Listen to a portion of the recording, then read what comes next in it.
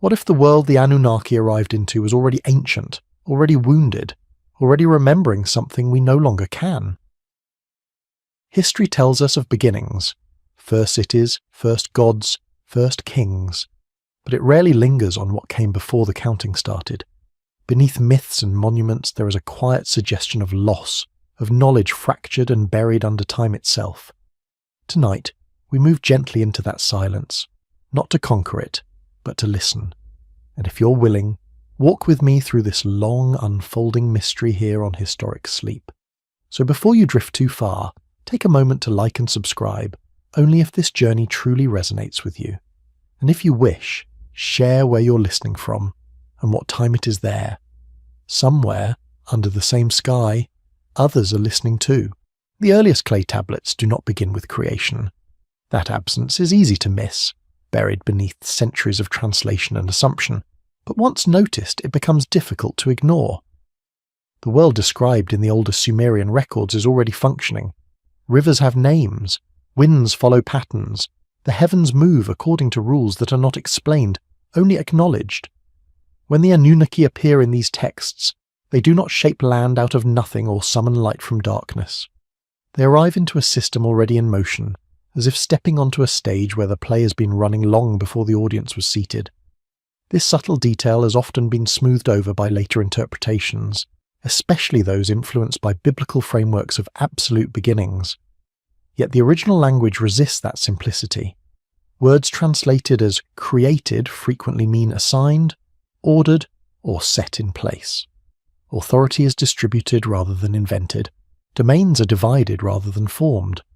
Heaven, earth, and the underworld are treated as established realms whose origins lie beyond the narrative horizon.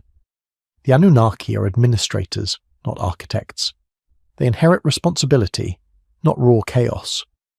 Early translators in the 19th and early 20th centuries worked under assumptions shaped by linear progress and divine authorship. Civilizations were expected to begin simply and grow complex. Gods were assumed to be creators by default. In that intellectual climate, ambiguity was quietly resolved into certainty. Gaps were filled with familiar theological logic. Over time, those choices hardened into accepted history, even as the tablets themselves remained stubbornly open-ended. The Sumerian king list reinforces this discomforting continuity. It opens by stating that kingship descended from heaven, not that humanity began. The first rulers reigned for impossibly long spans of time, tens of thousands of years, before a flood interrupts the sequence. The list reads less like a starting point, and more like a fragment salvaged from something older. Its tone is not celebratory, but administrative, as though recording an inheritance already worn with age. Kingship does not emerge, it is transferred. Archaeology adds another layer of tension. By the time writing appears in Mesopotamia, agriculture, animal domestication, and large-scale settlement are already well established. Irrigation systems show signs of long experimentation. Crop genomes reflect selective breeding over many generations. These developments require time, continuity, and accumulated knowledge. They do not align neatly with a sudden divine intervention narrative. Instead, they suggest a deep past whose memory has been compressed or lost. In this context, the arrival of the Anunnaki feels less like Genesis and more like intrusion. The texts describe them convening, debating labor, and expressing dissatisfaction with existing conditions. They inherit a world that resists them. The land demands work. The climate is unstable. Lesser gods rebel under the strain of maintaining systems already in place. Humanity, when introduced, is framed as a solution to a logistical problem rather than the fulfillment of a cosmic vision. This perspective shifts the emotional tone of the myth. Creation becomes an act of management under pressure. The Anunnaki do not appear omniscient or serene. They argue, compromise, and react. Their authority feels negotiated rather than absolute. Such traits align more closely with powerful beings operating within constraints than with timeless creators shaping reality from nothing. Comparative mythology deepens the pattern. In Egyptian cosmology, the gods emerge from Nun, a primordial watery state that predates them. In Greek tradition, the Titans rule before the Olympians, who themselves are not creators but usurpers and organizers. Norse myths speak of an earlier world destroyed before the familiar order takes hold. Across cultures, the divine is frequently portrayed as inheriting a broken or incomplete cosmos. Absolute beginnings remain elusive. Geological evidence echoes this sense of inheritance. Earth's history is marked by repeated cycles of catastrophe and recovery. Mass extinctions reset ecosystems. Climate shifts redraw coastlines. The end of the last ice age radically altered human habitats, flooding vast areas and forcing migrations. Oral traditions of floods and lost lands appear across the globe, often encoded as divine punishment or renewal. These stories may preserve cultural memory of environmental trauma rather than literal creation events. The Anunnaki myths sit uncomfortably within this broader context. They neither deny catastrophe nor fully explain it. The flood, when it arrives in Mesopotamian texts, is not the beginning of the world but a corrective measure. Civilization resumes afterward, altered but recognizable. Tools, cities, and social hierarchies return. Memory survives the reset, though fragmented and reinterpreted. What emerges is a picture of history as layered rather than linear. Each civilization builds atop the remnants of the last, inheriting both knowledge and amnesia. The Anunnaki narratives may themselves be reinterpretations of older stories, adapted to new power structures and religious needs. Priestly classes, tasked with preserving order, often favor origins that legitimize current authority. A god who creates everything justifies absolute rule. A god who arrives later must negotiate it. This may explain the quiet discomfort that lingers in the texts. The Anunnaki command respect but not inevitability. They can be resisted, deceived, and even overthrown in some traditions. Their power has limits shaped by laws they did not write. Fate, destiny, and cosmic order exist alongside them, not beneath them. Such details rarely feature in simplified retellings. They complicate faith and unsettle narratives of progress. Yet they persist in the original sources, waiting patiently.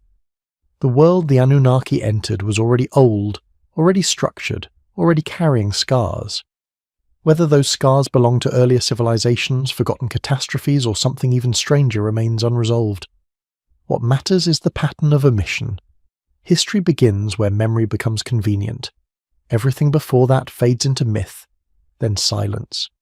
The Anunnaki stand at the edge of that silence, not as creators of the first world, but as witnesses to its remains. And beyond them, further back still, something else waits, unnamed and unrecorded, its presence felt only through the unease it leaves behind. Before the Anunnaki are named, before their lineages are traced and their domains assigned, there is water. Not water as a resource, or as a symbol of purification, but water as an all-encompassing condition. The Sumerians called it Abzu, a deep, fresh underworld sea that existed beneath the land and before the gods themselves took form.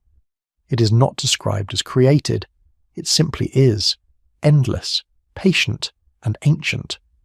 From this depth, the earliest order emerges, already carrying the weight of time. Alongside Abzu appears Tiamat, the saltwater counterpart, vast and untamed. Later traditions would cast her as a monster, a chaos dragon defeated to bring about civilization, but the earliest versions are quieter, more ambiguous. Tiamat is not evil. She is generative and destructive in equal measure, a living embodiment of an environment that cannot be controlled. Her waters mix with Abzu's, and from that mixture, the first divine generations arise. The gods are born into a system defined by forces older than themselves. This cosmology does not describe creation as an act of will, but as emergence from conditions already present. The universe unfolds rather than begins.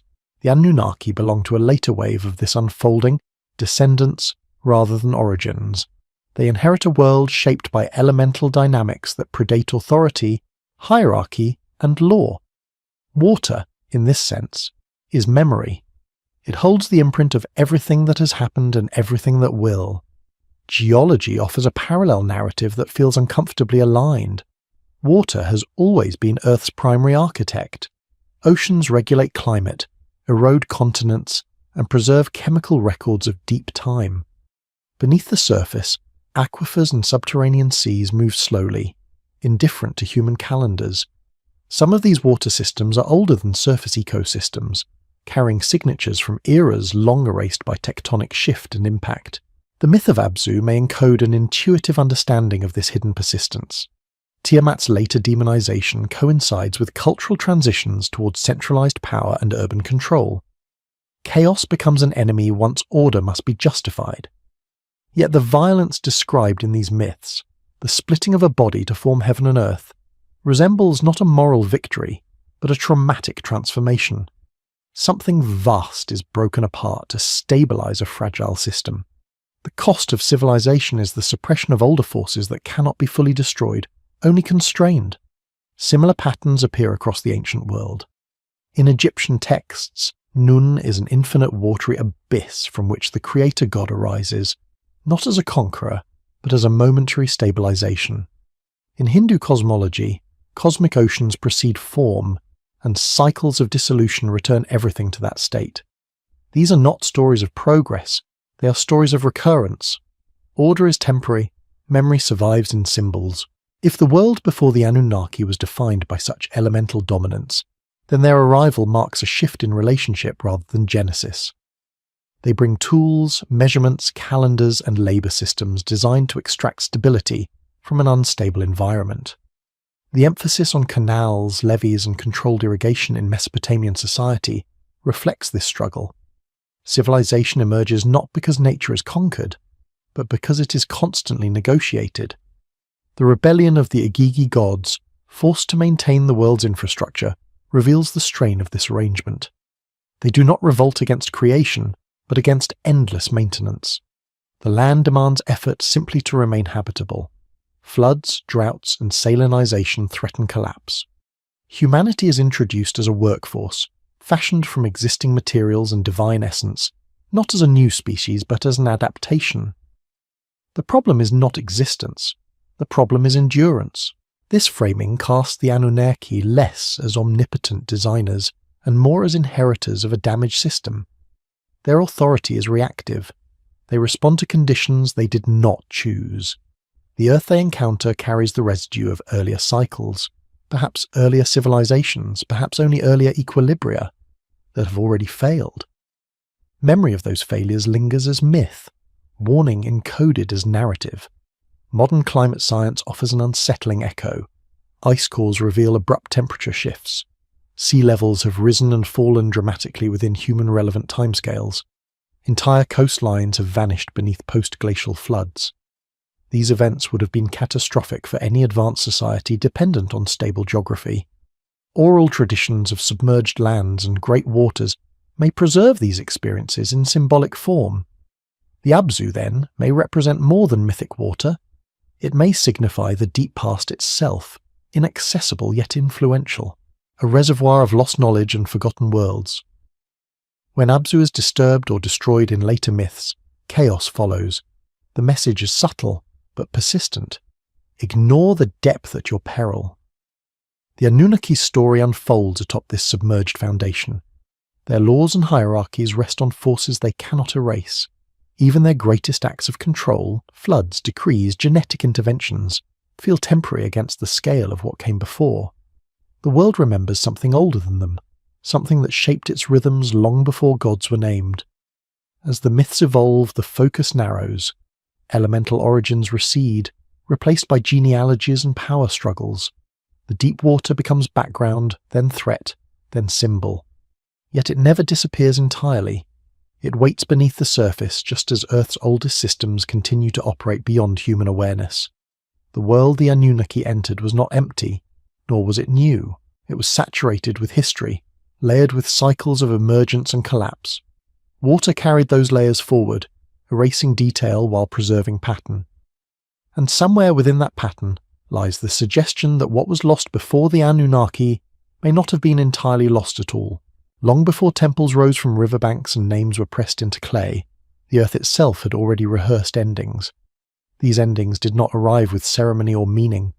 They came as temperature shifts, as advancing ice, as sudden floods that rewrote coastlines without regard for memory. Geological time is indifferent, yet its scars are precise. Layer by layer, the planet records moments when balance failed and something familiar vanished, One such moment lingers close to the dawn of recorded civilization. Around 12,900 years ago, as the last ice age appeared to be loosening its grip, the climate abruptly reversed. Temperatures in the northern hemisphere dropped sharply within decades, perhaps even years. Glaciers stabilized or advanced. Ecosystems collapsed. This interval, known as the Younger Dryas, remains one of the most debated episodes in paleoclimatology. Its onset was sudden. Its cause remains contested. Its impact would have been devastating to any society dependent on stable conditions. Ice cores from Greenland capture this transition with chilling clarity. Isotopic signatures shift almost overnight in geological terms. Pollen records show forests retreating and tundra reclaiming land. Megafauna that had survived millennia of gradual change disappear. Sea levels, already rising from melting ice sheets, pause, then surge again as the climate oscillates. For human populations living along coasts and river valleys, these changes would have meant displacement, starvation, and the erasure of familiar landscapes. Archaeology traditionally places complex civilization after this period, as though stability were a prerequisite for advancement. Yet scattered evidence suggests that human societies at the end of the Ice Age were more organized and capable than once believed. Large-scale structures, long-distance trade networks, and symbolic systems appear earlier than expected. The assumption that such cultures could not survive climatic catastrophe may underestimate both their resilience and the fragility of what followed. When myths speak of floods that destroy worlds, they may not be describing singular events but cumulative trauma. Rising seas would have submerged continental shelves that were once fertile and densely populated. The flooding of areas such as the Sunda Shelf in Southeast Asia and the North Sea Basin in Europe erased entire regions from the map. These were not slow, gentle transformations. In some cases, rapid meltwater pulses raised sea levels by meters within human lifetimes. The memory of such loss would not vanish easily. It would be carried inland by survivors, encoded in stories of angry waters and divine judgment. Over generations, these accounts would lose geographic specificity, but retain emotional truth. A world ended. A new one began on higher ground, haunted by what lay beneath the waves. In this light, the Anunnaki narratives take on a different texture. They do not emerge at the beginning of humanity's story, but after a rupture. Their arrival coincides with a period when humans are regrouping, rebuilding, and redefining their relationship with the environment. The emphasis on order, measurement, and hierarchy reflects a response to instability rather than an expression of dominance. Civilization becomes a defensive strategy. Some researchers have proposed that the Younger Dryas may have been triggered by an extraterrestrial impact or airburst, citing evidence of melt glass, nanodiamonds, and anomalous platinum concentrations at the boundary layer. This hypothesis remains controversial, contested by alternative explanations involving ocean circulation and ice dynamics. Regardless of cause, the effect is undeniable. A sudden interruption of warming that delayed the onset of the Holocene by more than a millennium.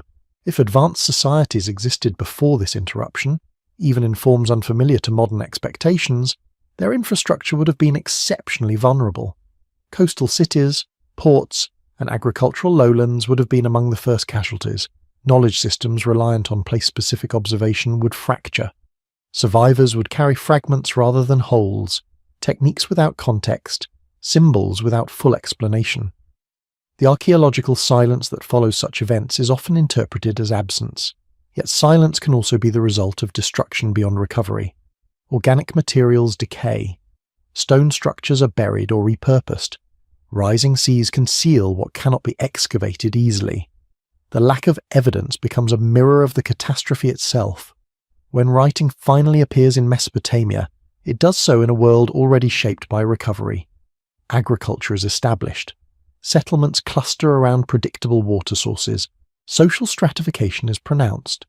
The urgency to record, to list, to assign suggests a consciousness aware of loss. Writing becomes an anchor against forgetting.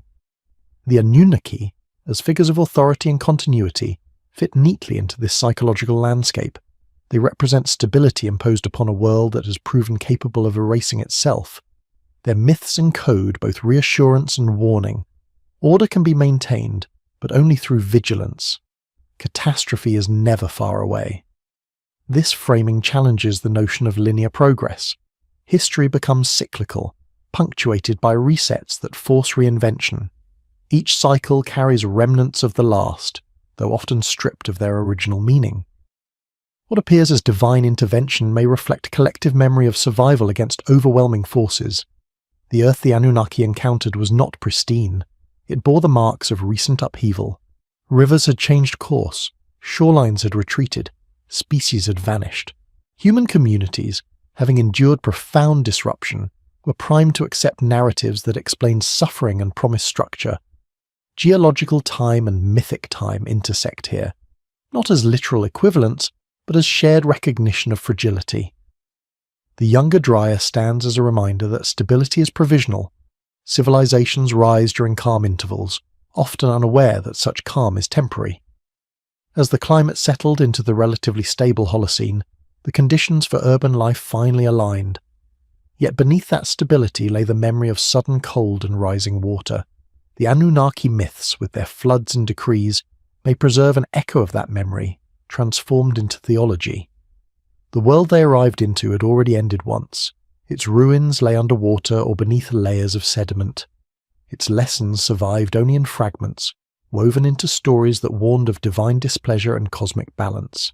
And in those fragments a deeper history waits, shaped not by gods alone, but by the restless earth itself. Stone should not remember before people do.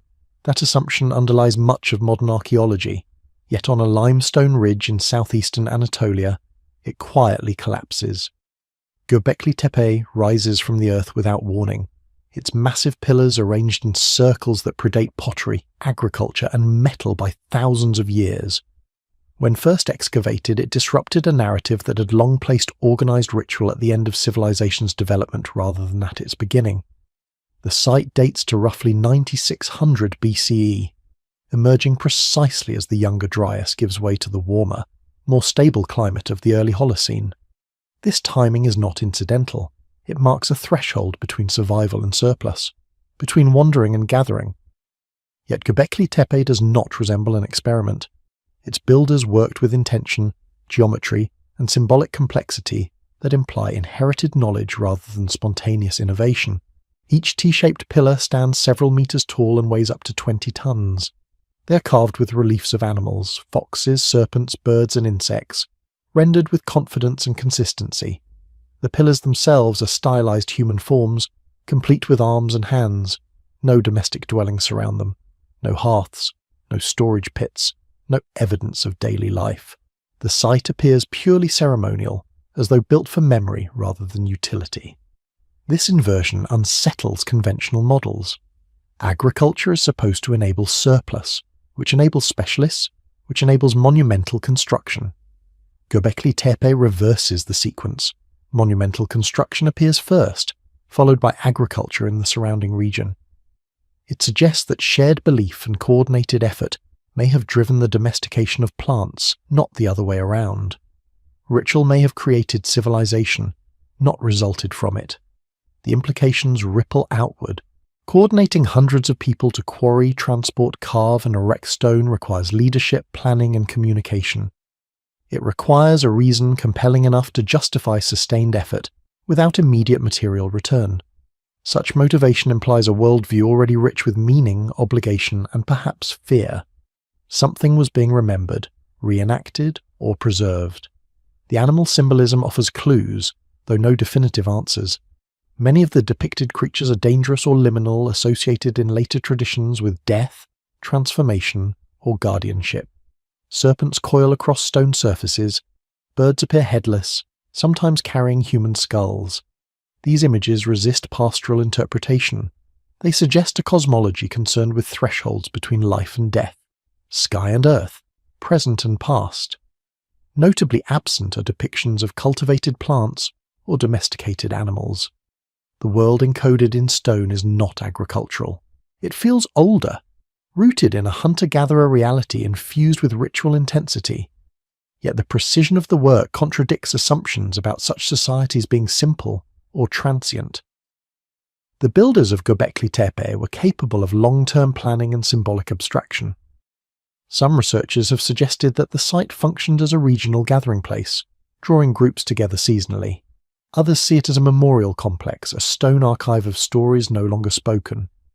What remains consistent is its deliberate burial. After centuries of use, the enclosures were filled in carefully, not destroyed. Stone pillars were entombed under tons of earth, preserving them for millennia. This act feels intentional, almost reverent, as though closing a chapter rather than abandoning a ruin. The burial coincides with the spread of agriculture. As permanent settlements took hold, the need for a centralized ritual site may have diminished, or perhaps the knowledge encoded there became incompatible with emerging social structures. Memory can be powerful, but it can also be dangerous when it contradicts new hierarchies. Göbekli Tepe stands as a silent intermediary between worlds. It belongs neither to the Deep Ice Age nor to the urban civilizations that follow. It bridges a gap that history often glosses over, revealing continuity where rupture was assumed. Its builders lived in a world still close to catastrophe, their horizons shaped by stories of loss and renewal. In the context of the Anunnaki, the site acquires additional resonance. If later myths described gods arriving to organize and manage a troubled world, Göbekli Tepe may represent a human attempt to stabilize meaning before such narratives took hold. It is a place where humans, not gods, shaped monumental space to negotiate their relationship with unseen forces.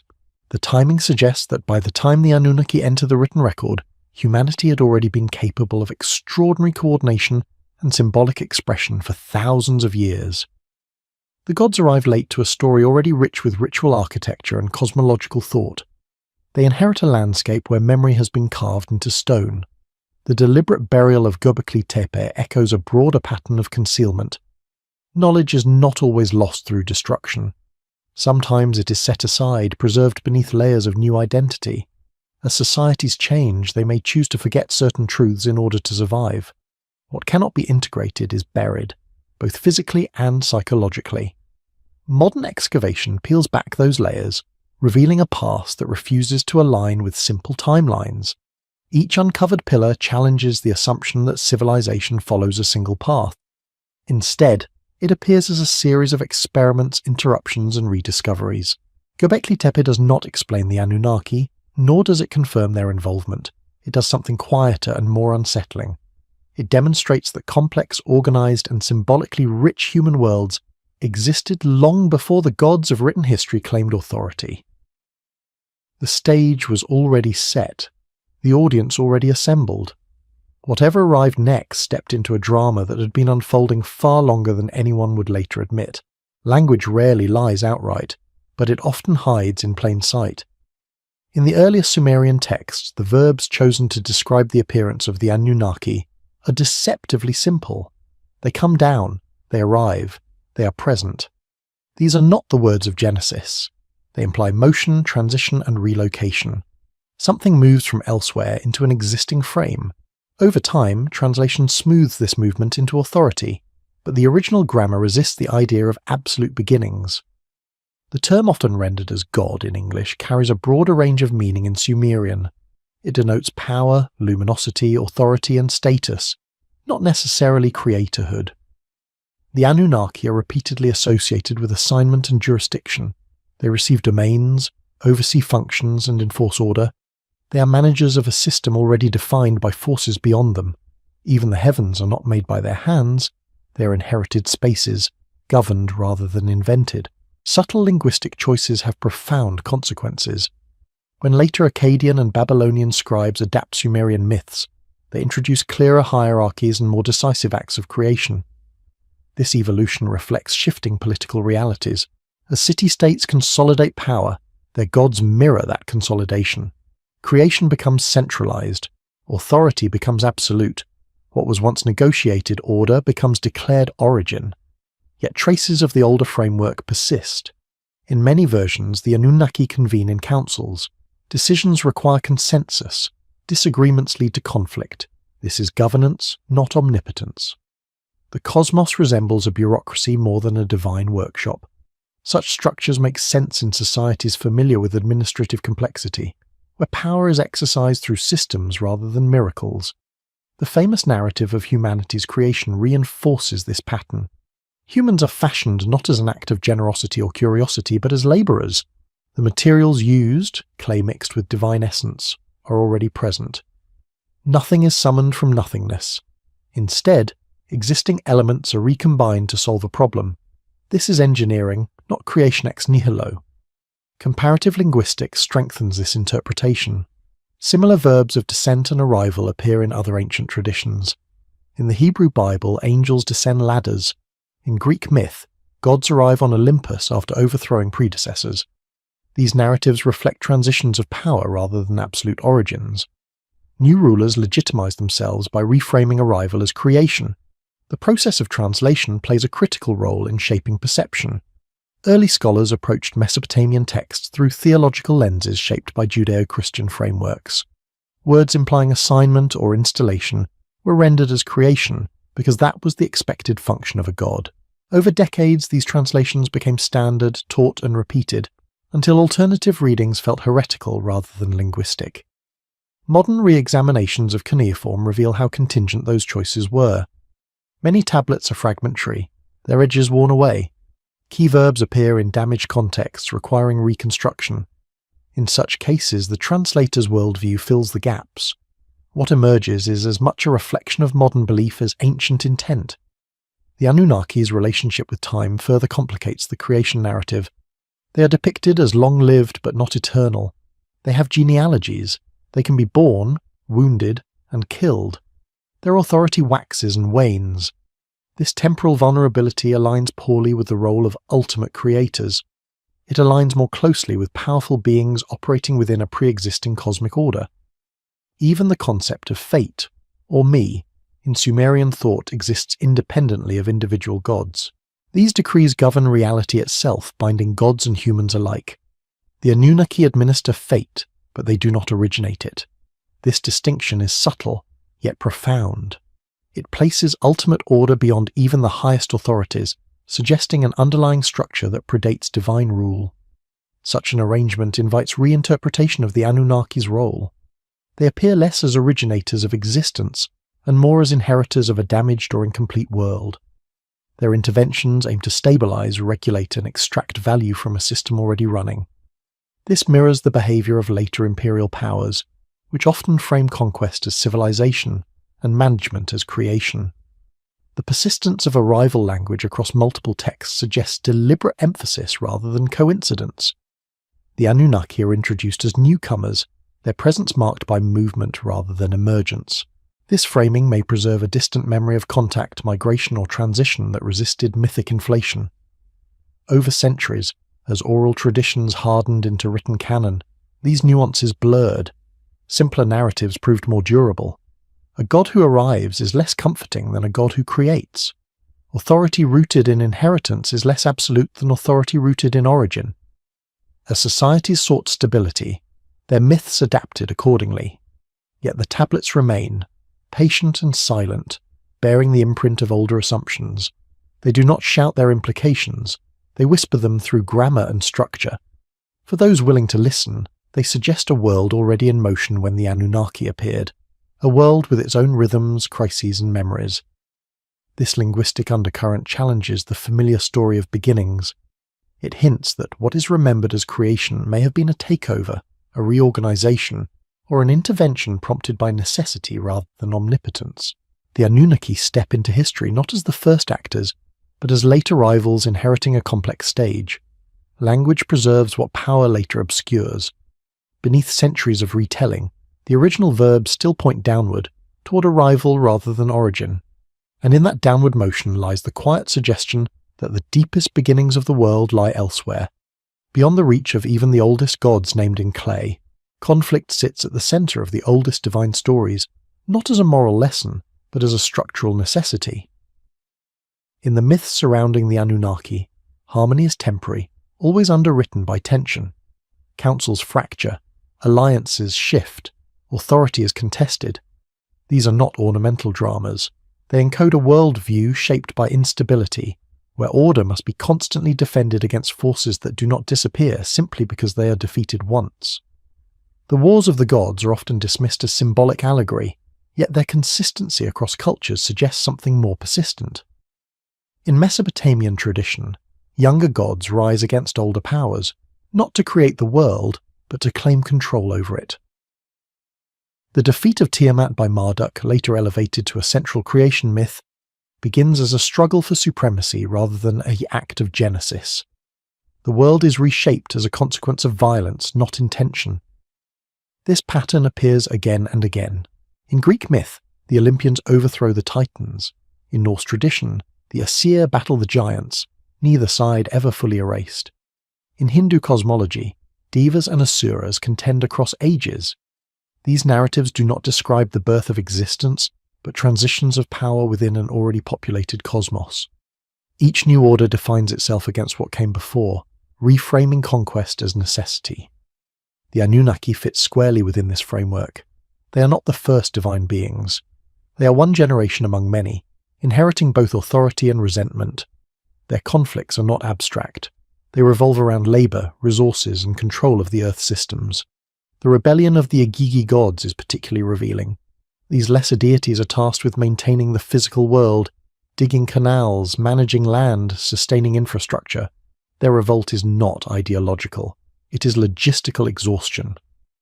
When the Anunnaki respond, they do not eliminate the problem. They redirect it. Humanity is created to absorb the burden. This solution resolves immediate tension but introduces a new hierarchy, one that will generate its own conflicts over time. The myth acknowledges that order achieved through delegation carries ethical cost, even if that cost is rarely foregrounded. Such stories resonate with historical patterns of empire. Elites consolidate power by transferring labor downward, framing exploitation as divine or natural order.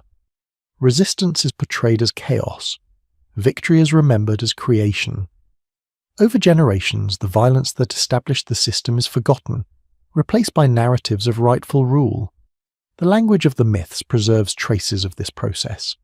Terms associated with battle, binding, and suppression appear alongside those of law and decree. Order is imposed, not discovered. The cosmos is stabilized through force. Even the distribution of the me, the divine decrees governing reality, follows conflict. They are seized, stolen, or granted as spoils not authored from nothing.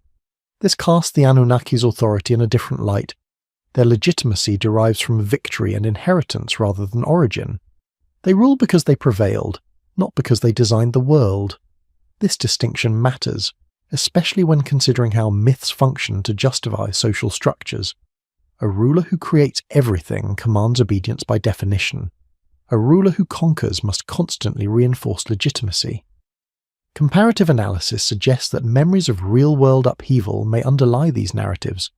As human societies transition from egalitarian groups to stratified states, conflict intensifies. Resources become centralized. Those displaced by new systems are remembered as chaotic forces, giants, or monsters. Their defeat becomes mythologized as necessary for civilization. The scale of the divine wars exaggerates this process, projecting human experience onto cosmic canvases, yet the emotional logic remains familiar. Change is traumatic. Those who benefit from new order frame it as progress. Those who lose are demonized or erased. The Anunnaki's conflicts also reveal anxiety about control. Nature resists governance. Floods defy decrees. Earthquakes ignore hierarchies. Even gods struggle to maintain stability. Their wars may reflect attempts to reconcile human desire for order with a world that repeatedly undermines it. This tension surfaces in later apocalyptic myths, where final battles promise permanent resolution. Yet such endings are perpetually deferred. Each age believes it stands at the culmination of history, even as cycles continue. The Anunnaki's victories are provisional, their authority always under threat from forces older and less manageable. When these myths are read as literal accounts, their contradictions frustrate.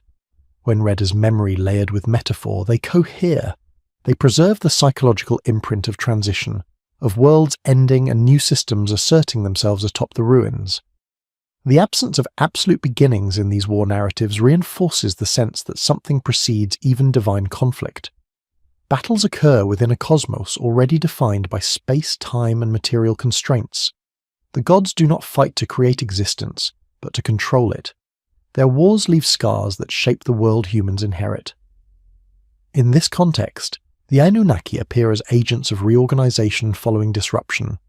Their arrival, authority, and conflicts align with periods of upheaval rather than origins. They preside over a world that has already been fractured and partially repaired. The memory of earlier orders lingers as defeated monsters and banished gods. Their continued presence at the margins of myth suggests they were never fully gone. Suppressed rather than erased, they remain embedded in the landscape and the psyche. The wars of the gods do not conclude history. They set its tone. A world stabilized through conflict carries that conflict forward, encoded in lore, ritual, and memory. The Anunnaki rule such a world, not as creators of peace, but as custodians of a fragile order born from struggle.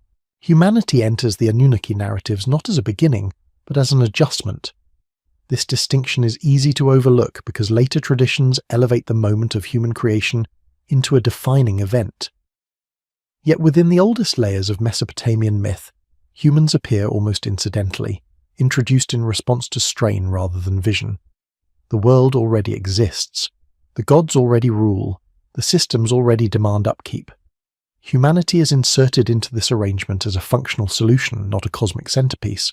The language surrounding human origins reflects this pragmatism.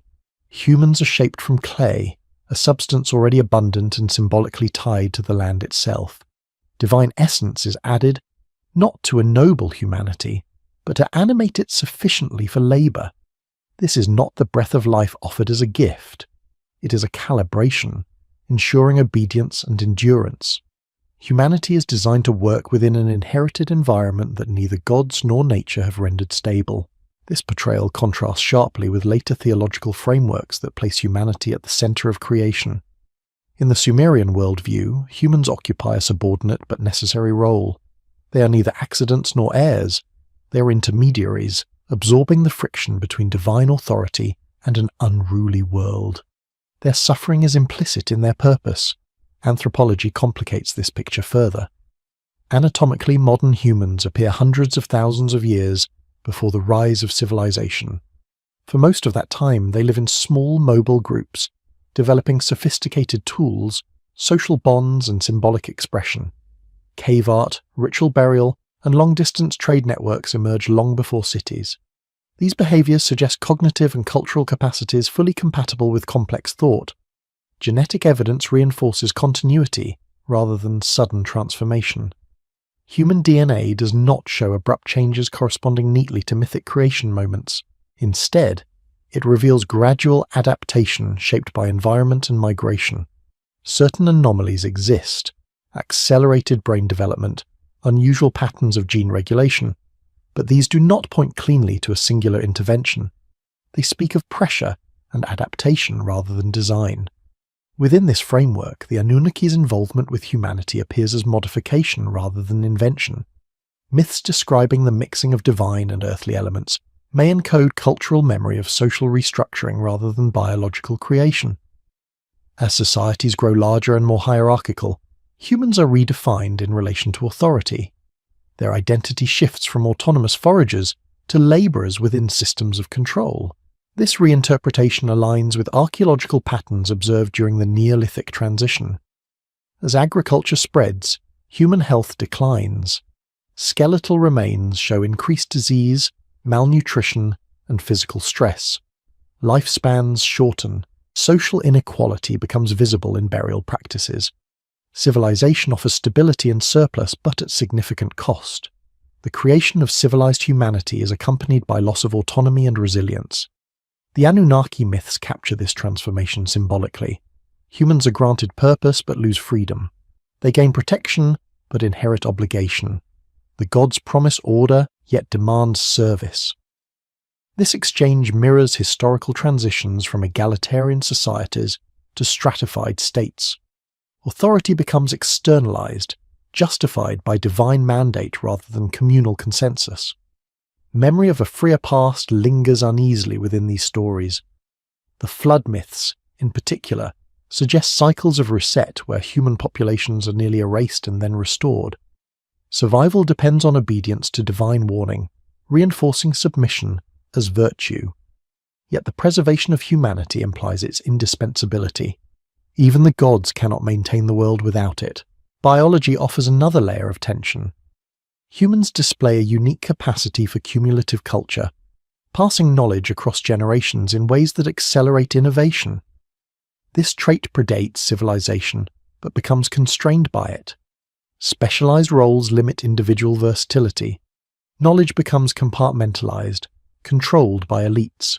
The broad adaptability of earlier humans narrows. The Anunnaki narratives may encode awareness of this narrowing. Humanity is portrayed as clever yet burdened, capable yet constrained. The gods fear human overreach in later myths, suggesting anxiety about autonomy regained. Boundaries are imposed, lifespans shortened, languages divided. Control becomes a recurring theme. This pattern resonates beyond Mesopotamia. In the Hebrew tradition, humans are expelled from Eden after gaining knowledge. In Greek myth, Prometheus is punished for empowering humanity. Across cultures, the acquisition of skill and awareness is framed as transgression. Civilization demands limits on human potential to preserve hierarchy. From this perspective, the Anunnaki's role appears ambivalent. They elevate humanity into structured society while simultaneously restricting it. They do not awaken humans from nothingness. They channel existing capacities into forms that serve larger systems. Humanity becomes a component rather than a participant. The absence of detailed creation accounts for humanity's inner world. Emotion, creativity, curiosity is telling. These traits are assumed rather than explained. What matters to the gods is function. Humans are valuable because they work, worship, and maintain order. Their inner lives remain largely irrelevant to divine narratives. Yet those inner lives persist, expressed through art, myth, and rebellion. Over time, humans reinterpret their origins, placing themselves closer to the divine. Creation stories evolve, elevating humanity's status. What began as a labor solution becomes a moral drama. Memory reshapes necessity into destiny. The gap between mythic portrayal and biological reality widens. Humans continue to adapt, innovate, and question, often in ways that challenge established authority. The Anunnaki fade from direct involvement, replaced by localized gods and institutions. Control becomes diffuse but no less effective. What remains is a lingering ambiguity about humanity's place, neither created nor accidental, neither free nor fully bound. The myths preserve this tension without resolving it. Humans exist within a world already shaped by older forces, guided by authorities that arrived after those forces were set in motion. Humanity's origin, as remembered through the Anunnaki, is not a beginning. It is an adjustment layered atop deep time, shaped by need and constraint. Beneath the stories of divine crafting lies a quieter truth. Humans were already here, already capable, already enduring. Civilization did not create them. It redefined them. Among all the substances woven into Anunnaki mythology, none carries more weight than gold. It appears repeatedly, not as ornament, but as necessity. Gold is measured, extracted, guarded, and transported with urgency that surpasses its decorative value. In later retellings, this fixation is often softened into symbolism, yet the earliest narratives treat the metal with a practical seriousness that feels almost out of place in myth. Gold's unusual properties explain part of this attention. It does not corrode, it conducts, it reflects, it persists. In the ancient world, where most materials decayed quickly, gold appeared eternal. Its resistance to entropy made it valuable not only economically, but conceptually. It became a marker of permanence in a world defined by loss and instability. Mesopotamia itself lacked abundant natural gold deposits, yet Sumerian cities possessed gold in quantities that required long-distance procurement. This implies organized extraction networks reaching into Anatolia, the Caucasus, and possibly farther. Such efforts demand coordination, labor, and motive. Gold was not incidental, it justified infrastructure. In Anunnaki narratives, the strain of labor falls initially on the gods themselves.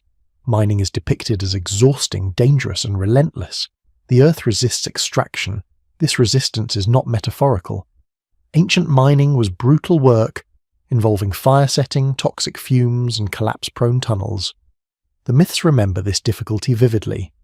Gold is not portrayed as a gift from the earth, but something taken at cost. The decision to create humanity as a labor force is directly linked to this burden. Humans are assigned tasks associated with resource extraction and land management. Their role is not ceremonial, it is industrial. The implication is clear. The world already held what the Anunnaki needed, but accessing it demanded sustained effort. This framing aligns with environmental realities of the post-Ice Age world. As climate stabilized, ecosystems remained fragile. Soil salinization plagued Mesopotamian agriculture due to irrigation. Forests were cleared faster than they regenerated. Rivers shifted unpredictably. Human intervention intensified both productivity and degradation. Gold extraction exacerbates these pressures.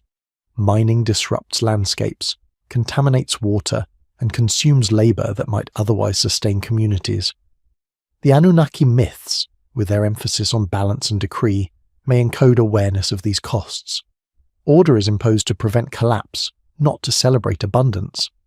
In later esoteric interpretations, gold is associated with atmospheric or technological functions, but even without speculative extensions, its centrality reveals a materialist undercurrent. The Anunnaki are concerned with maintaining systems, environmental, social, and cosmic. Gold's permanence makes it a stabilizing asset within those systems. The Earth in these stories is not a passive provider. It is a contested space, already strained by previous cycles. Extraction deepens that strain. The myths, recurring themes of rebellion and punishment, mirror ecological feedback. Push too far, and systems break. Floods arrive, decrees are reset. Archaeology confirms that early civilizations walked this line.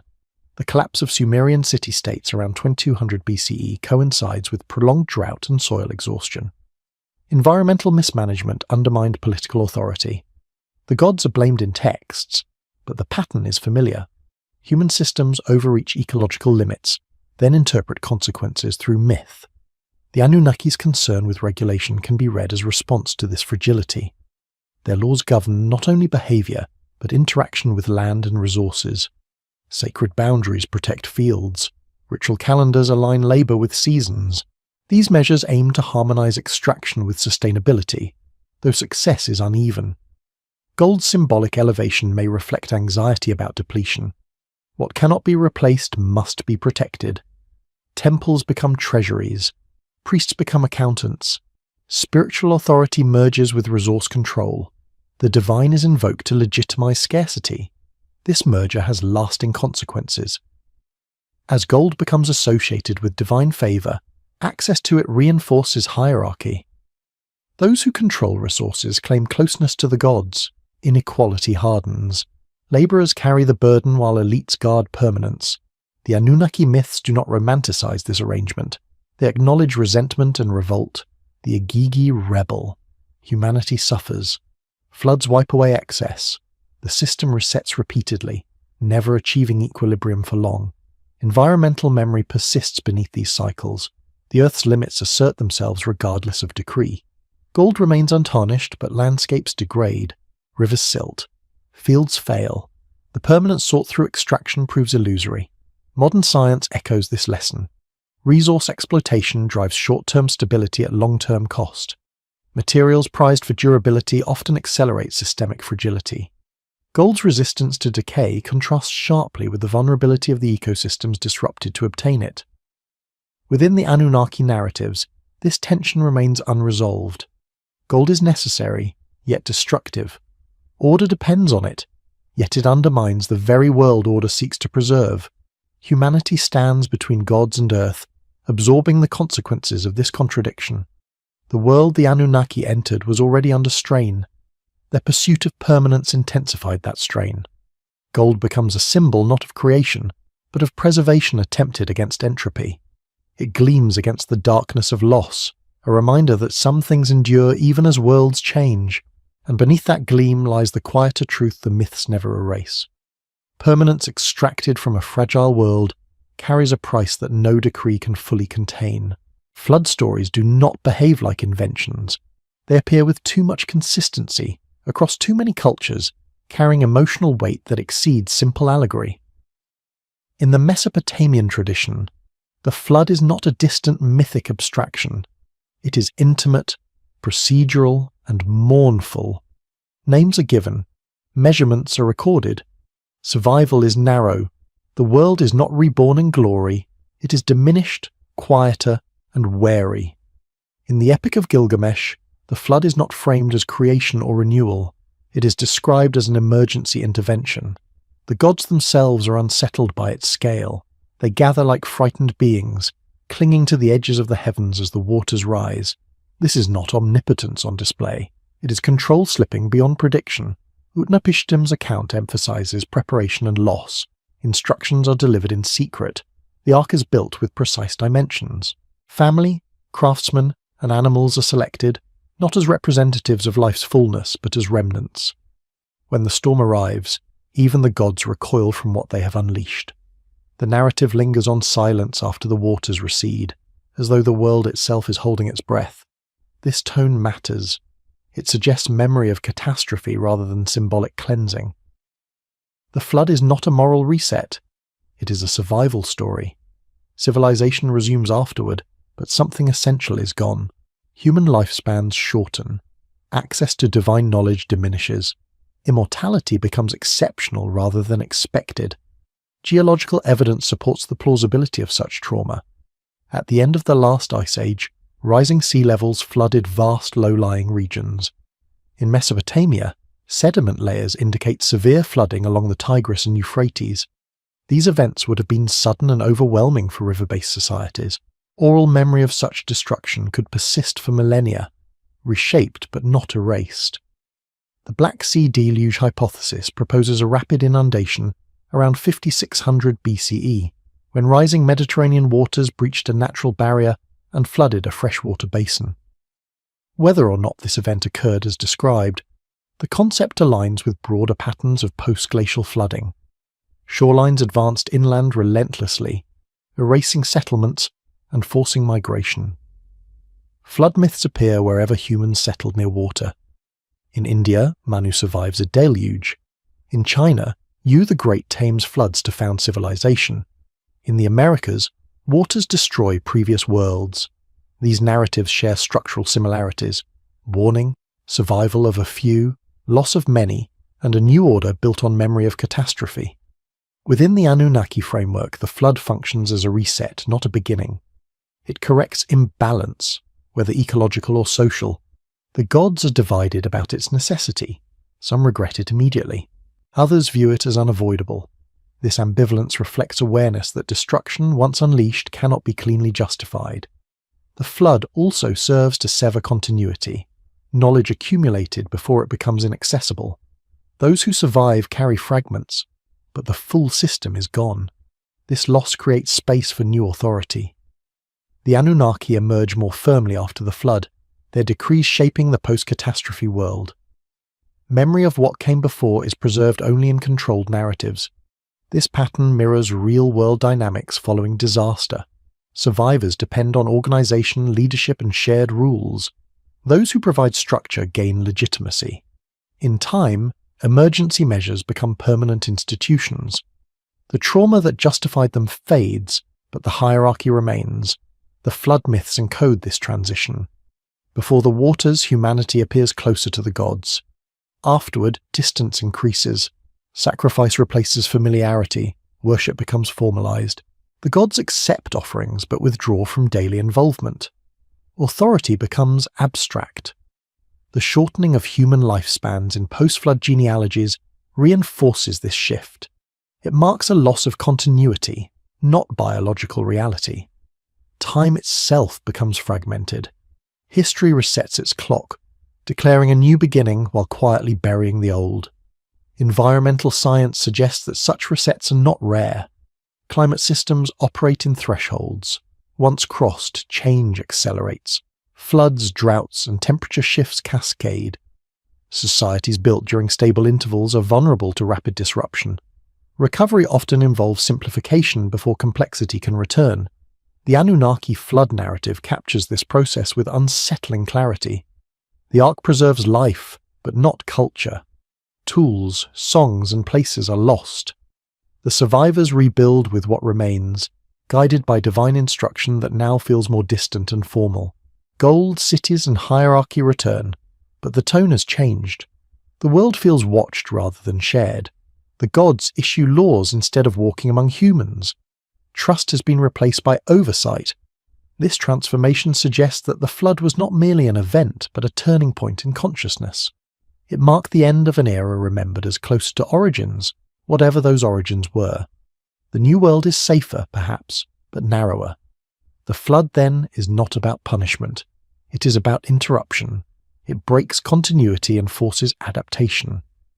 The Anunnaki narratives preserve this break without resolving its implications. They acknowledge loss without restoring what was lost. The waters recede, but the absence remains. Beneath every rebuilt city lies the memory of inundation. Beneath every law lies the knowledge that order can vanish overnight. The flood does not end the story. It defines the terms under which all subsequent stories are told. When the floodwaters recede, they do not leave clarity behind. They leave silence, sediment, and the urgent need to explain survival. In that silence, history begins to harden. What was once fluid memory becomes structured narrative, shaped not only by what happened, but by who now has the authority to remember. In post-flood Mesopotamia, power does not announce itself violently at first. It organizes. Temples rise as centers of stability, not merely spiritual, but economic and administrative.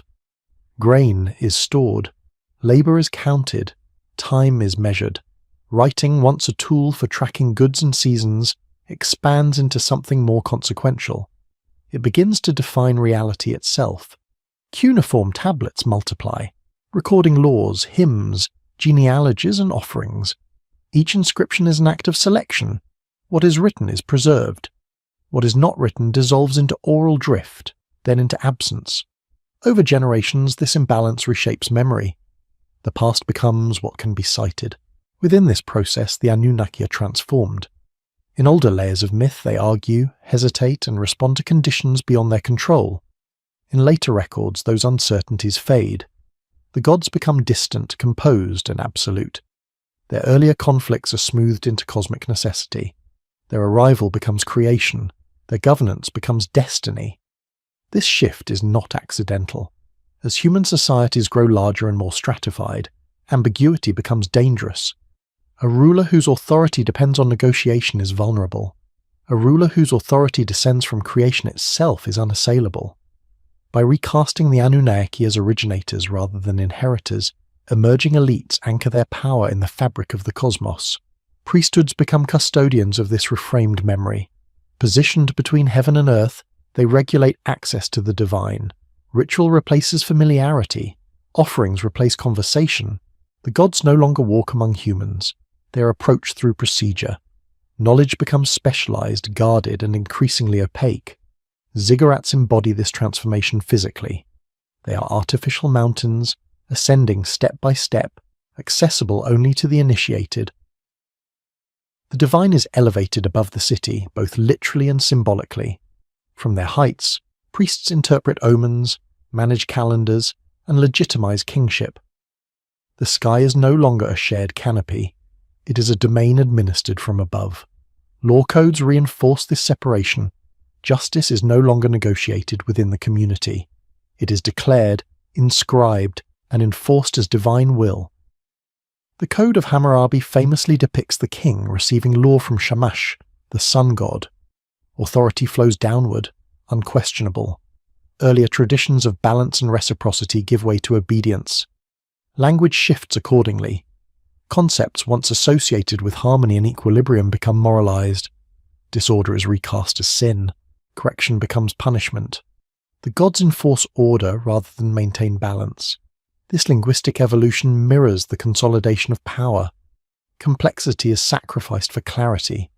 What disappears in this process is not merely alternative stories, but alternative ways of understanding the world. Earlier myths acknowledged uncertainty. They allowed for error, regret, and limitation, even among gods. Later narratives demand certainty. The cosmos must be stable if authority is to be stable, yet stability comes at a cost. Systems built on rigid narratives struggle to adapt. Archaeological records show that Mesopotamian civilizations repeatedly collapse under environmental stress. Soil salinization, drought, and resource depletion undermine cities that once appeared eternal. Each collapse is followed by revival, accompanied by new interpretations of divine favor and displeasure. The Anunnaki persist through these cycles, their imagery shaped to fit each era's needs. They become less like historical participants and more like symbols of continuity. Their earlier ambiguity is buried beneath layers of reverence. Memory is preserved, but filtered. This filtering is not always deliberate. It arises from necessity. Societies recovering from catastrophe require cohesion. Shared narratives provide that cohesion. In the aftermath of disaster, complexity feels like a threat. Simpler stories endure because they comfort. The flood becomes a dividing line. Everything before it drifts into mythic haze, everything after it claims legitimacy. This division allows societies to restart without confronting the full weight of what was lost. It also permits authority to present itself as new, even when it rests on older foundations. Traces of suppressed memory remain, embedded in contradictions. Tablets disagree, genealogies overlap awkwardly, gods change roles between versions. These inconsistencies are often dismissed as errors, but they function as pressure points, revealing layers beneath the official narrative. The Anunnaki, when read without later assumptions, still carry signs of this buried past. Their counsels hint at negotiated power. Their regrets suggest limits. Their punishments imply fear of instability. These are not the traits of absolute creators. They are the traits of administrators operating within constraints. History, as preserved, prefers clean beginnings. But the deeper record suggests continuity interrupted, not origin achieved. After the flood, the world is reordered, not reborn. Authority consolidates, memory narrows, and the past becomes something to manage rather than explore. The Anunnaki stand at the center of this managed memory. Not as the first actors in the human story, but as figures through whom survival is explained, power is justified, and loss is quietly folded into order. Certain images refuse to stay buried. They recur across continents, eras, and belief systems, resurfacing with altered names but familiar shapes. In the world shaped by the Anunnaki and their successors, symbolism becomes the vessel through which older memory survives censorship, catastrophe, and reinterpretation. When direct knowledge is lost or constrained, images remain. They travel quietly, embedded in art, ritual, and myth. The serpent is among the most persistent of these images. In Mesopotamia, it coils through seals and reliefs, associated with wisdom, earth, and renewal. It appears alongside gods linked to healing and longevity, its shedding skin a natural metaphor for regeneration. The serpent does not belong exclusively to good or evil. It occupies thresholds, moving between ground and shadow, life and death. This ambiguity predates moral dualism. Only later does the serpent become an adversary, a tempter, a force to be subdued. That shift coincides with the consolidation of hierarchical authority. Knowledge once associated with natural cycles becomes suspect when it threatens centralized control. The serpent's wisdom becomes dangerous, not because it deceives, but because it bypasses intermediaries. The tree of life is another recurring motif, deeply rooted in Mesopotamian iconography. Stylized trees appear in reliefs flanked by divine or semi-divine beings, often winged figures associated with the Anunnaki or their later counterparts. These trees are not botanical illustrations. They're diagrams of connection, linking underworld, earth, and sky. They represent continuity across realms. In early representations, access to this tree is not forbidden. It stands as a symbol of order and balance, its structure mirrored in irrigation networks and genealogies. Over time, however, access becomes restricted. The tree is guarded. Knowledge of its fruit becomes taboo. This transformation mirrors broader shifts in how knowledge itself is treated. Once shared, now controlled. The motif of the winged disc further reinforces this pattern. Appearing above kings and sacred scenes, it symbolizes divine oversight and sanctioned authority. Its circular form suggests cycles and completeness, while its wings imply transcendence. The disc does not create. It observes, legitimizes, and preserves. Its presence asserts continuity between heaven and rule, Across cultures, these symbols align in striking ways. In Egypt, the Djed pillar represents stability and endurance. In India, the cosmic tree spans worlds. In Mesoamerica, the world tree anchors creation myths. These parallels do not require direct contact to be meaningful.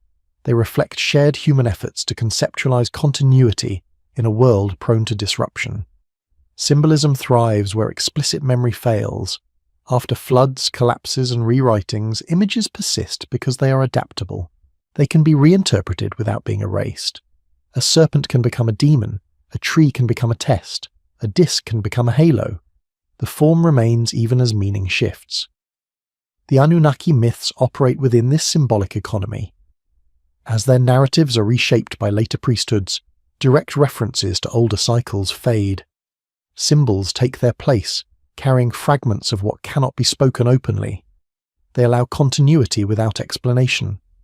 This process is evident in the transition from Mesopotamian to biblical traditions. The Garden of Eden echoes earlier sacred enclosures. The Tree of Knowledge recalls the life-giving trees of Sumer. The serpent's role shifts from guide to deceiver. Humanity's expulsion reframes loss as punishment rather than catastrophe. Such reframing serves authority. If loss is deserved, it does not need to be mourned. If knowledge is dangerous, it must be restricted. Symbols become tools for moral instruction rather than memory preservation, yet their persistence betrays an older function. Archaeological artifacts reinforce this continuity.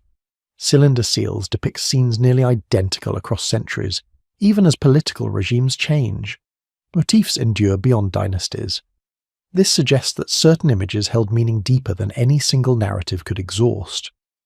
The Anunnaki themselves are often depicted with symbolic attributes rather than individualized features. Horned crowns signify divinity. Staffs represent authority. These visual conventions standardize power, making it transferable across rulers and eras. The god becomes an office rather than a personality. This abstraction facilitates control. When symbols replace stories, authority becomes harder to challenge. One can argue with a narrative. One can reinterpret a myth. A symbol, by contrast, operates beneath conscious critique. It feels inevitable. Yet symbols also preserve resistance. Their ambiguity allows alternative readings. A serpent can still signify renewal to those who remember. A tree can still represent connection rather than prohibition. Meaning is never fully locked. In times of upheaval, symbols resurface with renewed intensity. They appear in dreams, art, and new religious movements. They offer continuity when official narratives fracture. This persistence suggests that human memory operates on multiple levels, not all of them accessible to authority. The Anunnaki world, filtered through layers of reinterpretation, becomes a symbolic landscape. Gods fade, but their attributes endure. Stories simplify, but images accumulate depth. What cannot be stated directly is carried forward in form. These symbols do not resolve the mysteries they encode. They gesture toward them. They hint at worlds before worlds, at knowledge once shared and later restricted. They remind attentive observers that history is not only written in words, but etched in shapes that outlast language. As civilizations rise and fall, symbols remain, waiting for recognition. They do not explain themselves. They invite contemplation without offering closure. In that quiet persistence, they preserve the possibility that beneath official histories lies a deeper continuity, still visible to those who know how to look. Above the floodplains and beyond the reach of law and monument, the sky remains unchanged by decree. Long before temples formalized worship, humans tracked the movements of stars with quiet persistence. The heavens offered a stability the earth did not. Seasons shifted, rivers flooded, cities fell, yet the sky returned night after night with familiar patterns. In the Anunnaki tradition, this reliability becomes sacred. Mesopotamian astronomy was not primitive stargazing. It was systematic, generational, and precise. Clay tablets record planetary motions, eclipses, solstices, and cycles, extending beyond individual lifetimes. These observations required continuity across centuries. They suggest that knowledge survived disruptions more effectively when anchored to the sky rather than the land. The Anunnaki are repeatedly associated with celestial order. Their domains correspond to planets, stars, and constellations. This association is often interpreted literally or symbolically, but its deeper significance lies in authority over time. Control of calendars means control of agriculture, ritual, and labour. Those who interpret the sky regulate the rhythm of society. The concept of long celestial cycles permeates Mesopotamian thought. Time is not linear but recursive. Periods repeat. Ages rise and fall. This worldview aligns closely with astronomical reality, where cycles govern everything from lunar months to precessional ages spanning tens of thousands of years. Precession, the slow wobble of Earth's axis, shifts the backdrop of stars over millennia. Ancient observers could not calculate it precisely, yet its effects accumulate across generations. Myth preserves this awareness obliquely, encoding vast time frames into stories of successive ages and divine reigns. The idea of a returning celestial body, later personified as a wandering god or distant planet, emerges from this context. Whether interpreted metaphorically or astronomically, it reflects fascination with periodic disruption. The sky, usually stable, occasionally delivers surprise. Comets blaze, meteors fall, eclipses darken the sun. Such events imprint memory. The Anunnaki myths emphasize observation and response rather than prediction. Omens are interpreted after the fact.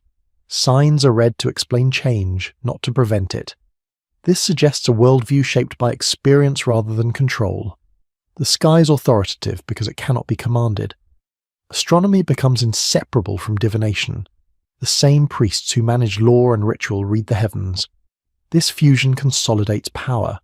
If gods speak through stars, those who interpret the stars mediate divine will. Knowledge becomes both sacred and strategic. Yet the sky also preserves memory beyond institutional reach. Star patterns remain visible regardless of regime. Constellations outlast empires. Their names change, but their shapes endure. This continuity offers a quiet counterbalance to rewritten history. Some myths describe the gods as descending from, or ascending to, the heavens. These narratives emphasize movement rather than origin. The sky is a place of transition, not creation. It is a reference point rather than a source. The Anunnaki's celestial associations reinforce their status as regulators rather than creators. They align with order already present in the cosmos. They do not invent the stars, they interpret them. Their authority derives from alignment with cosmic rhythm, not authorship. This distinction matters when considering how ancient societies understood time. Creation myths often mask deeper anxieties about cycles ending and restarting. By anchoring authority in the heavens, societies seek permanence in repetition. If the sky endures, perhaps order can too. Archaeological evidence suggests that astronomical knowledge survived catastrophes more effectively than other forms of knowledge. While cities drowned and fields failed, the sky remained legible. Oral traditions passed down star lore even when material culture was lost. This resilience may explain why celestial motifs dominate post-catastrophe myth. The Anunnaki narratives encode this survival strategy. After floods and collapses, they re-establish order through calendars and decrees aligned with celestial cycles. Time is reset, but continuity is claimed. The heavens legitimize renewal. Modern science confirms the sky's role as archive. Light from distant stars carries information billions of years old. Cosmic background radiation preserves the universe's earliest moments. The sky remembers what Earth forgets. Ancient observers lacked this language but sensed the same principle. The heavens were older than any civilization. They offered perspective beyond human lifespan. In aligning gods with stars, myths acknowledge limits of earthly authority. The persistence of astronomical symbolism across cultures suggests a shared recognition. The sky binds human history into a larger frame. It contextualizes loss and renewal within cycles that exceed individual memory. The Anunnaki, as celestial administrators, occupy this liminal space between permanence and change. They represent humanity's attempt to align social order with cosmic rhythm. Their myths express both aspiration and humility. As history is rewritten and symbols reinterpreted, the sky remains constant. It witnesses transitions without commentary. Its cycles continue regardless of human narrative. In the end, celestial order offers neither comfort nor judgment. It offers continuity. Beneath shifting myths and fading gods, the stars persist, tracing patterns older than any story told about them. The departure of the Anunnaki is never announced with ceremony. There is no final proclamation, no clear moment of absence. Instead, their presence thins gradually, like a tide receding without spectacle. Texts grow quieter. Direct interventions become rare. The gods retreat from daily affairs, leaving behind structures, laws, and expectations that continue to govern long after their voices fall silent. In earlier myths, the Anunnaki walk among humans, argue openly, and react to immediate conditions. Over time, these interactions fade. Divine figures become distant, abstract, and symbolic. Their will is conveyed through omens, dreams, and intermediaries, rather than direct command. Authority shifts from presence to legacy. This withdrawal mirrors a broader transition in human societies. As institutions mature, they no longer require constant reinforcement from charismatic authority. Rules become internalized. Systems run on momentum. What was once actively imposed becomes assumed. The gods no longer need to appear because their order has been embedded into culture. Archaeological records reflect this shift. Early religious spaces emphasize communal ritual and accessibility. Later temples restrict access, formalize worship, and standardize practice. The sacred becomes regulated. Direct experience gives way to doctrine. Memory of divine closeness becomes myth. The Anunnaki's retreat does not signify failure. It signifies completion of a phase. Their role as organizers, stabilizers, and administrators reaches a point where continuation would disrupt rather than sustain order. Their absence allows human systems to operate autonomously, though not without consequence. Myths preserve this transition obliquely. Gods ascend to the heavens. They withdraw to distant realms. They appoint successors. These narratives soften the loss, framing absence as elevation rather than departure. Authority remains intact even as presence diminishes. Humanity inherits a world structured but fragile. Without direct divine oversight, responsibility shifts. Kings claim divine mandate, but their authority is mediated through tradition rather than encounter. The gap between heaven and earth widens. This gap produces anxiety. Ritual intensifies. Divination proliferates. The need to interpret signs grows as direct guidance fades. The gods speak less clearly, and so interpretation becomes power. The Anunnaki's legacy persists through law, calendar, and cosmology. Their names endure even as their roles blur. They become archetypes rather than agents. Memory condenses into symbol. Across cultures, similar patterns emerge. Deities withdraw as societies become more complex. In Greece, the age of heroes ends. In India, divine incarnations become rarer. In Mesoamerica, gods demand sacrifice but do not walk among people.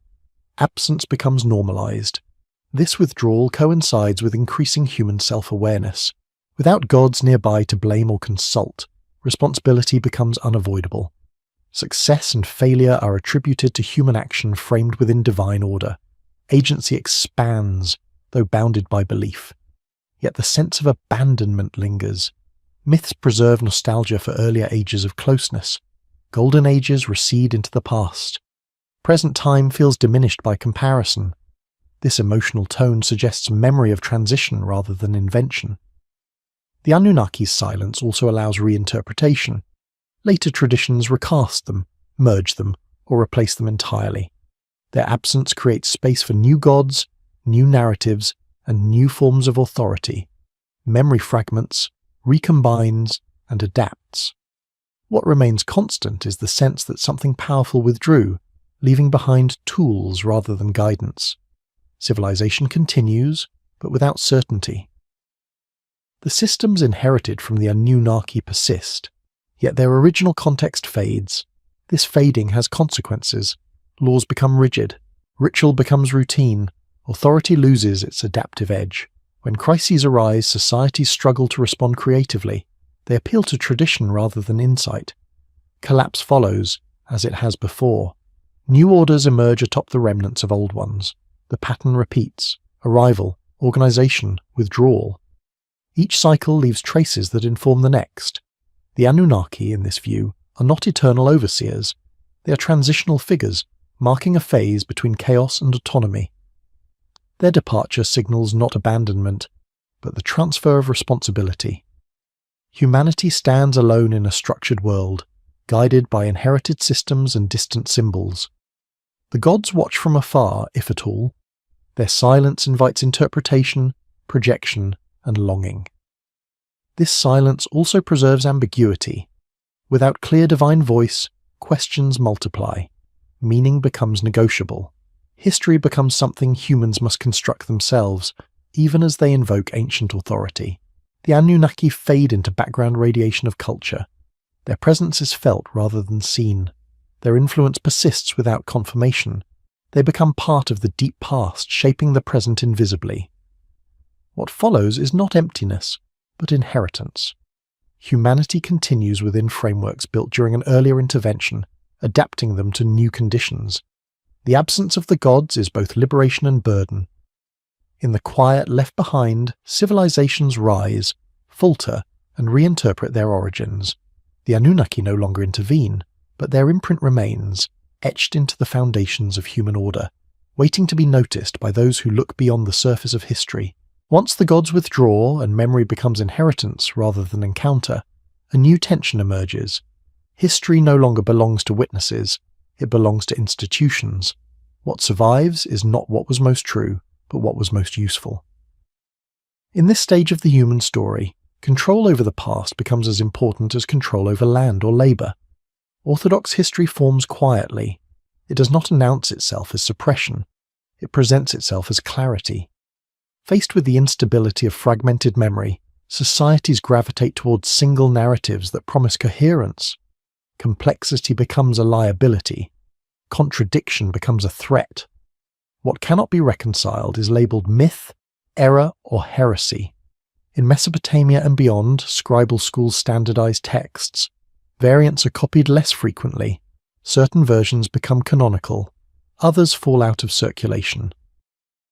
This process is subtle but decisive. Over generations, diversity of memory collapses into orthodoxy. What remains feels ancient, even when it is the product of selection. The Anunnaki, once part of a fluid mythic ecosystem, are gradually fixed into roles that support prevailing power structures. Their earlier limitations and conflicts fade. Their arrival is reframed as creation. Their authority becomes absolute. This transformation is not imposed by force alone. It is reinforced through repetition, education, and ritual. Fear plays a quiet role in this consolidation. Societies that have endured collapse remember instability vividly. Floods, famines, and invasions leave psychological scars. In such contexts, alternative histories feel dangerous. They threaten to reopen uncertainty. Orthodoxy offers safety by narrowing possibility. This dynamic appears wherever centralized authority takes hold.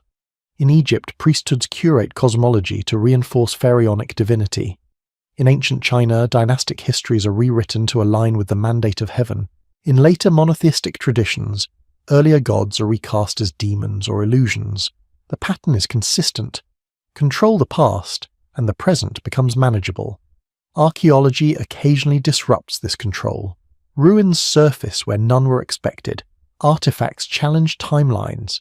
Each discovery forces adjustment, often resisted at first. New evidence is framed cautiously, interpreted through existing models whenever possible. Paradigm shifts occur slowly, often after generational turnover. The fear underlying this resistance is not merely academic. If history is less linear than believed, if civilizations rise and fall in cycles, if knowledge can be lost and rediscovered, then progress is not guaranteed. Authority loses its claim to inevitability. The present becomes provisional. The Anunnaki narratives, when read without orthodoxy, imply precisely this provisionality. They depict gods adapting to circumstances, inheriting problems rather than creating perfection. Such stories undermine claims of absolute order. They suggest that even divine systems are contingent. For institutions built on certainty, this implication is destabilizing. It invites questioning not only of ancient myths, but of modern assumptions. If the past is layered and recursive, then the future is not predetermined. Control weakens when inevitability dissolves. As a result, history becomes compartmentalized. Official accounts emphasize continuity and progress. Anomalies are relegated to footnotes or specialized disciplines. Myth and science are separated, though their boundaries remain porous. The public narrative simplifies. The deeper record fragments. Education reinforces this simplification. Students learn timelines with clear starts and ends. Complexity is deferred or omitted. What does not fit is described as primitive or symbolic. The possibility that ancient peoples possessed sophisticated knowledge or experienced advanced organization before recognized civilization is often dismissed. Yet the material record resists full containment. Sites like Göbekli Tepe persist. Flood myths refuse to disappear. Symbolic continuities span cultures and eras. Each anomaly exerts pressure on orthodox history, demanding explanation. The response is often reinterpretation rather than integration. New data is absorbed in ways that preserve existing frameworks. Chronologies are adjusted slightly. Meanings are narrowed. The core narrative remains intact. This process mirrors earlier priestly control of myth. The tools have changed, but the impulse is familiar. Stability is preserved by limiting interpretive freedom. The unknown is acknowledged only insofar as it can be rendered harmless. The Anunnaki, as figures of deep antiquity, sit at the edge of this tension. They are ancient enough to be safely mythic, yet detailed enough to invite scrutiny. Their stories blur boundaries between history, memory, and symbol. They resist complete domestication.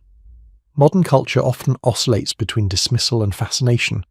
The Anunnaki are either reduced to metaphor or inflated into fantasy.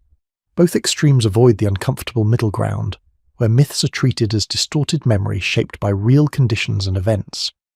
That middle ground requires accepting uncertainty.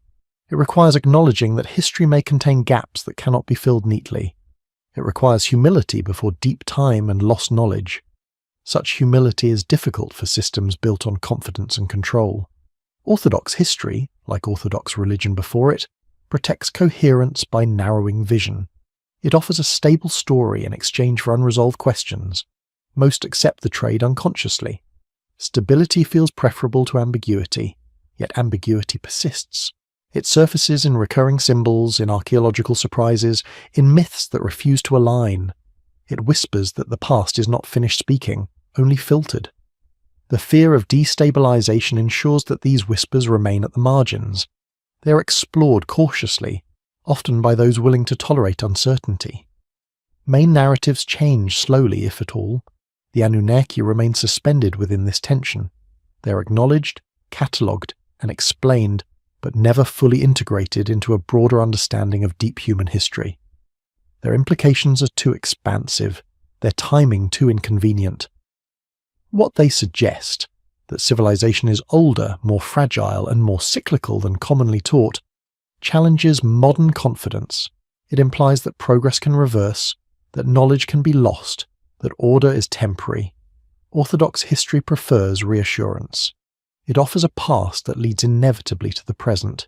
The Anunnaki hint at something else, a past that repeats, adapts, and forgets. Between reassurance and reality, history chooses carefully.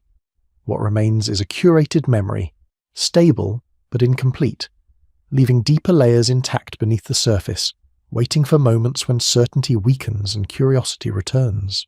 What remains when the last layer is peeled back is not an answer but a condition. The world does not resolve into a single origin story, nor does it collapse into chaos. It settles into ambiguity, heavy and quiet, like sediment at the bottom of a deep sea.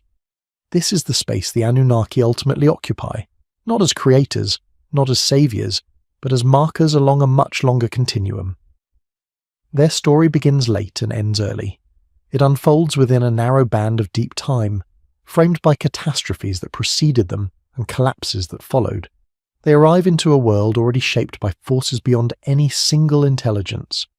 They depart before that world stabilizes permanently. Between those moments, they organize, regulate, and impose structure, leaving behind systems that outlive their presence. Human history, viewed through this lens, becomes less about ascent and more about survival within constraints. Civilization is not the culmination of progress, but a temporary alignment of conditions. climate stability, resource availability, social cohesion. When those alignments fail, systems fracture. Memory compresses. New orders emerge atop ruins whose origins are gradually forgotten. The Anunnaki myths preserve awareness of this fragility. Their gods fear imbalance. They regret excess. They respond to crisis with measures that restore order at great cost. Floods, decrees, and withdrawals are not acts of cruelty. They are acknowledgements of limits. Over time, these acknowledgements harden into doctrine. What began as adaptation becomes authority. What began as memory becomes myth. Humanity inherits the structure without the context, the rules without the reasons. The world continues, but understanding thins. This thinning of understanding is not unique to the ancient past. It recurs whenever systems grow more complex than the stories used to explain them. Modern societies, like their predecessors, rely on abstractions, markets, algorithms, institutions that shape daily life while remaining largely invisible. Power operates through layers few fully comprehend. In such environments, myth does not disappear. It changes form. It migrates into narratives of progress, inevitability, and control. Technology becomes destiny. Growth becomes virtue. Limits are reframed as obstacles rather than conditions. The Anunnaki story offers a counterpoint. It suggests that even advanced systems are provisional. That order imposed without humility carries the seed of collapse. That intervention cannot replace understanding indefinitely. The Earth remains the constant in this equation. Its cycles do not consult myth or science. Ice advances and retreats. Seas rise and fall. Ecosystems respond to pressure with thresholds rather than warnings. Civilization exists at the mercy of these dynamics, regardless of how sophisticated its explanations become. Ancient observers sensed this intuitively. They embedded it in stories of gods bound by fate, of decrees that could be broken, of worlds reset by water and fire. Modern science articulates the same truth through data and models. The language differs. The message converges. The Anunnaki fade not because they were disproven, but because their role ended. They belong to a chapter where humanity required externalized authority to navigate transition. Their absence marks a shift toward autonomy, however incomplete. What follows is responsibility without certainty, systems without overseers, memory without guardians. Humanity inherits both the tools and the consequences. The ruins of ancient cities remind that permanence is an illusion sustained by effort. When effort falters, stone returns to dust. Names dissolve, stories fragment. Only patterns endure. Those patterns suggest that civilization is not a line but a wave. It rises, crests, and recedes, leaving traces on the shore. Each wave believes itself unique. Each carries echoes of those before. The Anunnaki are one such echo. Their myths are not instructions or warnings delivered from above. They are reflections cast backward, shaped by loss, adaptation, and the need to explain survival. To listen to them is not to abandon reason. It is to recognize continuity beneath change, to accept that history is layered, not settled, that knowledge can be lost as easily as it is gained. That order, once achieved, must be maintained with care. As the story settles into silence, no final truth emerges, only a sense of scale, a reminder that humanity's place is neither at the beginning nor the end, but somewhere within an ongoing process older than memory and indifferent to belief. The world the Anunnaki arrived into was not the one they created. It was one they inherited, shaped briefly, and left behind. Humanity now inhabits the same condition, living within structures built by those who came before, facing forces that will outlast all current names. In that awareness, there is no comfort and no despair, only attentiveness, only the quiet recognition that beneath every story of origin lies a deeper continuity, waiting, patient, and unchanged. At the very end of the trail, where myths thin into atmosphere and evidence dissolves into deep time, the Anunnaki no longer stand as figures.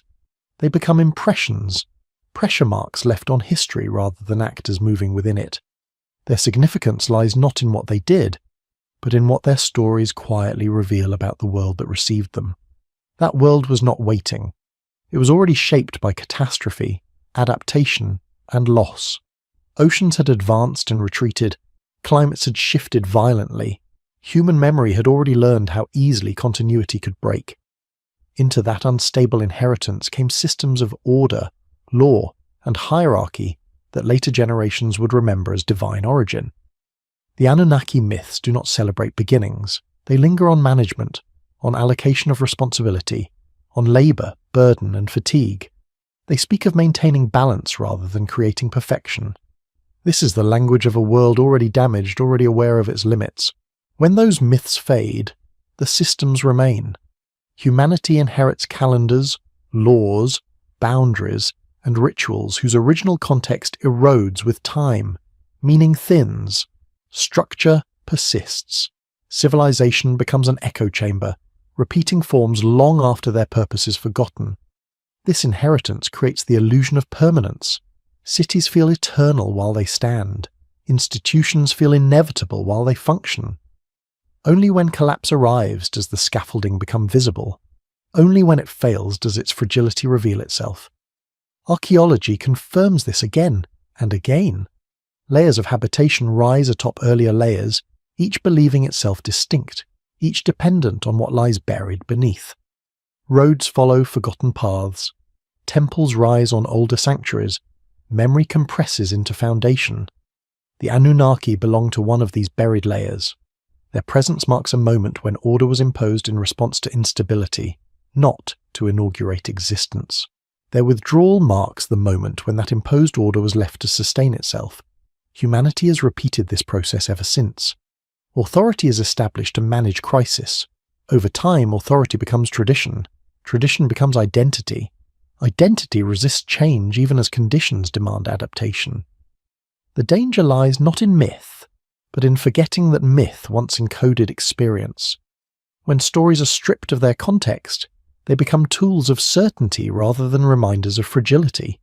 They promise permanence where none exists. Modern civilization stands within this same tension. Systems grow complex enough to feel autonomous. Power becomes abstract. Responsibility diffuses.